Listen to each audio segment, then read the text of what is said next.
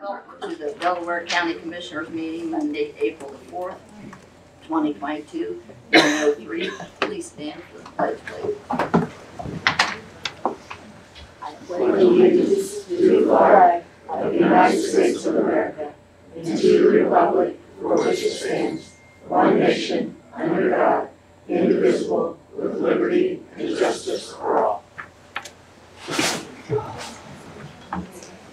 Roll call, Mrs. Patterson, please. Mr. King? Here. Mr. Henry? Here. Ms. Reagan? Present. Ms. Brooke? Here. Ms. Smith? Okay, thank you all. And we'll go down to approval of minutes, 21st. So moved. Second. Roll call, please. Mr. King? Yes.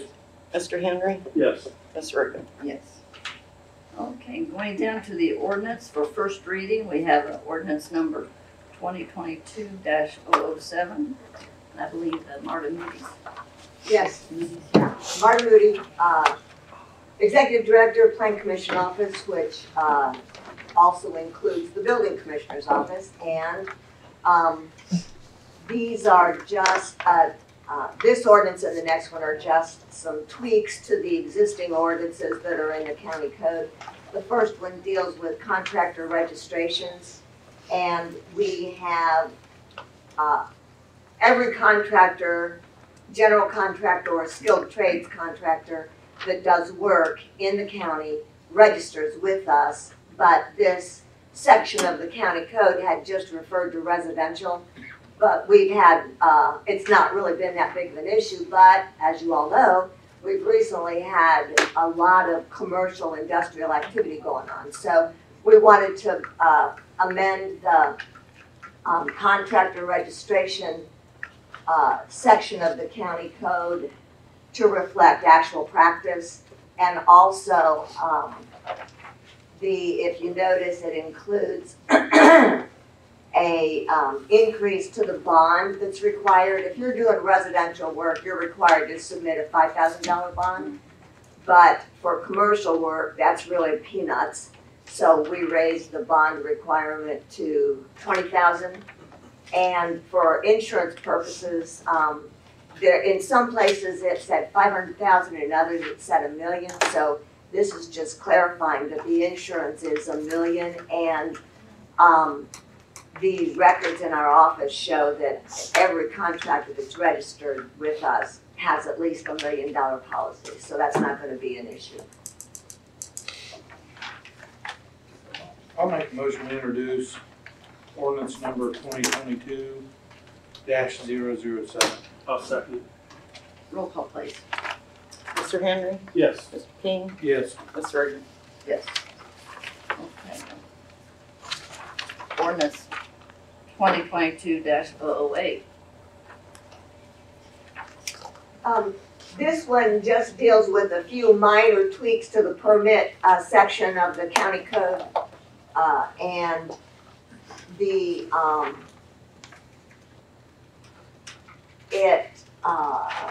it just cleans up some language. Plus, we realized we didn't really have a provision in there for a temporary construction office, so we inserted that. And like I say, it's pretty simple. Changes are minor. Make a motion to introduce ordinance number 2022-008. Second. Roll call, please. Mr. King? Yes. Mr. Henry? Yes. Ms. Reagan? Yes. Thank you, Mark. Thank you. And we don't have any for second reading. Down to department heads and elected officials. Yes, Commissioners, we've been working a lot on the RFPs for the mental health facility at the Justice Center, and there's some questions still that need to be answered, and I would request a motion to approve the deadline to extend it out another 60 days, so that would be due in June as opposed to at the next meeting. So moved. Second. And that's both of them. Yes, for both the construction and the And you have a services. date that you're looking at, like a Friday or? Hang on one second, I'll get you that. I was looking at June 17th, because we have a meeting on the 21st and the 20th is a holiday. Thank you. Roll call, please. Mr. Henry, Yes. Mr. King, Yes. Ms. Reagan. Yes. Thank you. I'll send the letters out to all the people that have expressed an interest. Thank you. Morning, Commissioners. John Catino, Director of Emergency Management. Commissioner Reagan wanted me to kind of come up here and talk a little bit about severe weather and our Nixle alerting system. On our website, dcema.org, you can find the link to sign up for Nixle, which is our alerting system for really not just weather, but we use it during COVID as well. So it's simple. It's texting your zip code to the number 888-777. And that'll automatically opt you in to receive those alerts when we send those. In regards to severe weather, we just currently, Kyle helped us make a video. It's on our page now. We just had severe weather week, like 2 weeks ago. And it goes over all the watch, warning, severe weather, tornado sirens. Well, it's probably 5 minutes, I think, Kyle. 5-minute long video, but it's informative. It tells you all that stuff. It even breaks down the travel advisor status, I believe. So go on our website, dcma.org, and you can watch that video there. The other thing that we like to recommend is weather radios. You can go online and get those on Amazon for like $30. That's what we get from the state to hand out to businesses and like low-income housing or trailer parks. So purchase those, and weather apps, those are what we kind of gear people towards now instead of relying on the weather tornado sirens, because they're not used for indoors. I mean, you can hear them sometimes, but you shouldn't rely on them at nighttime in your house while you're asleep to know that there's a tornado coming. You should use other means like the weather radios that have alerting on them. Mine woke me up a couple of weeks ago whenever we had that one. Would you repeat that 88 number again, please? It's 888-777. And you just text your zip code to that number and it'll opt you in.